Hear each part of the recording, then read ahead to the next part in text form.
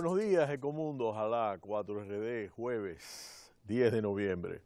En el día de ayer, Hillary Clinton y el presidente Obama sostuvieron importantes declaraciones. La ex candidata demócrata Hillary Clinton sostuvo en un discurso en el que iba a plantear un nivel de no solo aceptación de los resultados, sino de la importancia de que se pudiera establecer un nivel de cumplimiento de los principales principios constitucionales establecidos en los Estados Unidos y sobre todo lo relativo a la transición pacífica del poder, entre otros aspectos importantes relativos a las libertades fundamentales de la Constitución. En este mismo sentido, el presidente Obama invitó al presidente electo Donald Trump a la Casa Blanca para iniciar los trámites de la transición y hizo alusión al momento en el que al principio de su mandato George Bush le brindó todas las facilidades para iniciar una transición ordenada y rápida del poder. De manera que son dos aspectos que de inmediato trajeron tranquilidad a los mercados y que hubo un desenvolvimiento dentro de las bolsas prácticamente normal. Y este es un elemento importante, sobre todo porque Donald Trump se presenta como un outsider del sistema político contra ese establishment político, ya veremos de qué manera, y en el caso económico pues no existe realmente un nivel que pueda plantear una corrección importante en términos de lo que es Wall Street y las grandes corporaciones en los Estados Unidos. Ahora bien, el Partido Republicano no solo gana la presidencia de la República, como hemos establecido, sino que mantiene las dos cámaras del Congreso, la de representantes y el Senado, aunque Hillary Clinton sigue al frente del voto popular, y esto es importante, un poco más de 200,000 votos están todavía en la mayoría demócrata. Pero como nosotros explicamos muy detenidamente en Ecomundo, pues en Estados Unidos existe un voto de representación, que es el voto de los colegios electorales, que es el que finalmente da la presidencia de los Estados Unidos. Entre 2003 y 2007 fue la última vez que la formación republicana dominó tanto el Ejecutivo como las cámaras de representantes y el Senado. Y retener esa mayoría en el Senado resulta clave porque permitirá a los republicanos aprobar un juez de su agrado para la plaza vacante en el Tribunal Supremo de la Suprema Corte de Justicia, lo que llevaría a una hegemonía conservadora de los tres poderes en los Estados Unidos. La victoria del candidato republicano en las presidenciales ha impulsado a los conservadores también en las elecciones estatales, cuando las encuestas pronosticaban que podía suceder lo contrario. Los demócratas lograron obtener 2 senadores a su rival, independientemente del resultado por el que se define el escaño de Luisiana, pendiente de asignar. Los republicanos tienen garantizados 51 de los 100 asientos de la Cámara Alta. El triunfo de Donald Trump ha contribuido a blindar el dominio conservador en el Capitolio.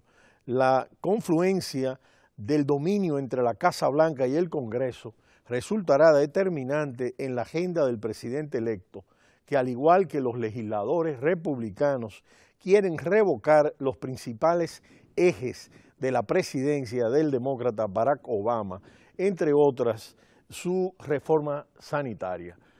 En el día de ayer hubo manifestaciones en 10 ciudades en los Estados Unidos, sobre todo en las principales ciudades, en donde había jóvenes, inmigrantes, universitarios de diferentes índoles, pues protestando por lo que consideran algunas de las medidas que tomaría el presidente electo Donald Trump.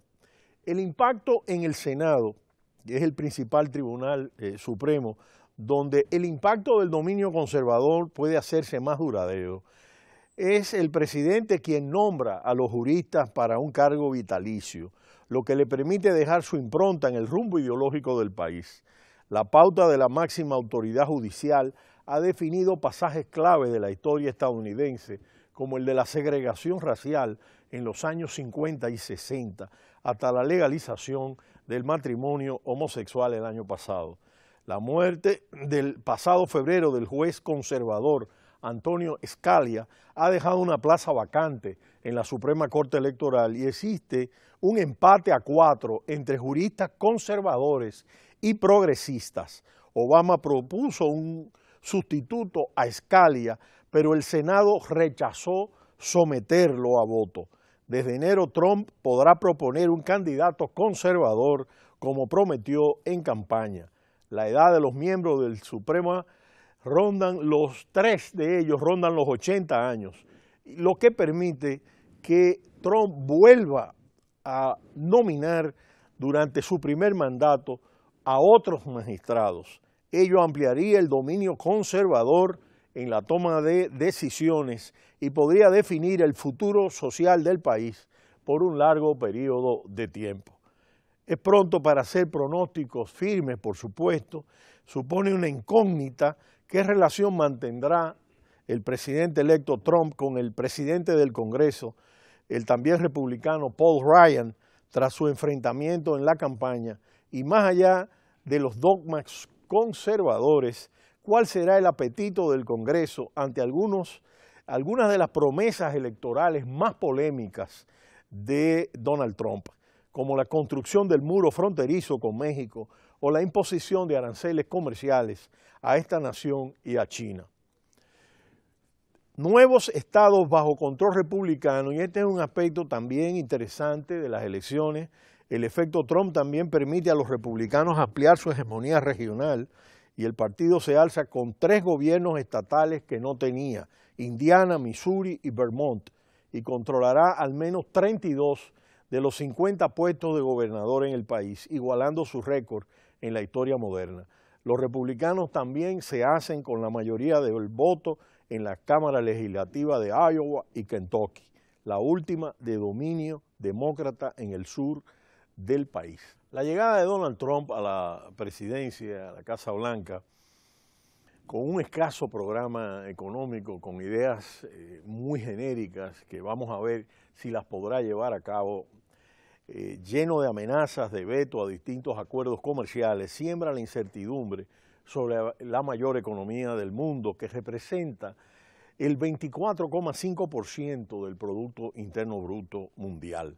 Las dudas llegan cuando la economía mundial sufre por un crecimiento que ha sido calificado por organismos internacionales como de raquítico, como de mediocre, y algo que nosotros hemos analizado con bastante detalle en Ecomundo. El acuerdo comercial entre Estados Unidos y la Unión Europea se perfila como una de las primeras víctimas de la era Trump.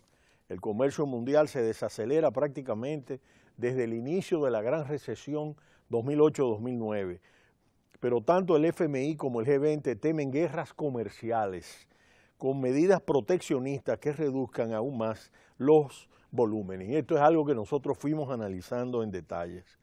En Bruselas, el presidente del Consejo Europeo, Donald Tusk, y el jefe de la Comisión Europea, Jean-Claude Juncker, pidieron ayer una cumbre en Estados Unidos para hablar de esa y de otras cuestiones.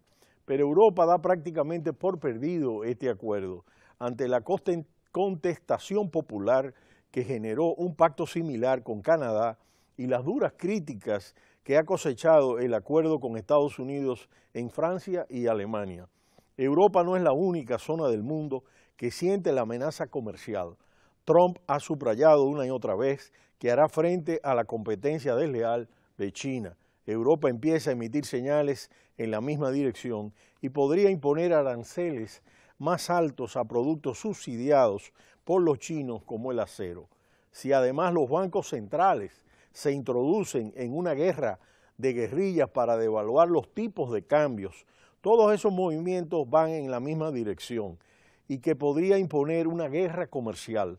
Está por ver si de gran intensidad o de baja intensidad, y una vuelta al nacionalismo económico que ponga obstáculos al comercio. Nosotros hemos analizado en detalle todos estos aspectos aquí en Ecomundo.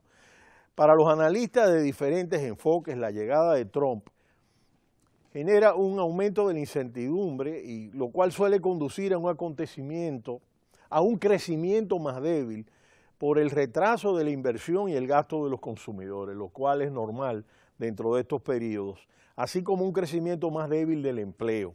Los expertos coinciden en destacar que uno de los mayores riesgos es que bajen los impuestos al mismo tiempo que suban los gastos.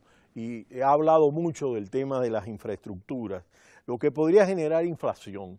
Esta situación llevaría a una subida de los tipos de interés y una posible alza del dólar, lo que tendría un impacto negativo sobre las finanzas públicas.